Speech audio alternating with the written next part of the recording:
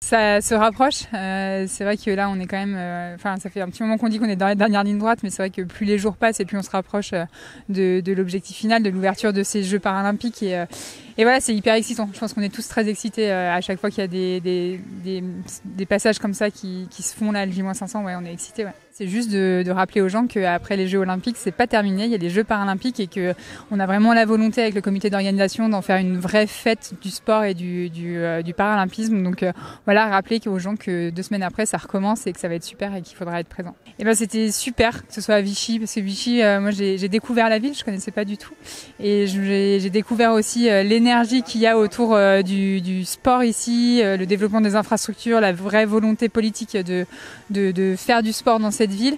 Et donc ce matin, on est allé sur les championnats de France sport adapté de natation, et c'était vraiment hyper chouette de rencontrer aussi ce milieu-là, parce que c'est vrai qu'en sport d'hiver, on a moins l'occasion de se rencontrer.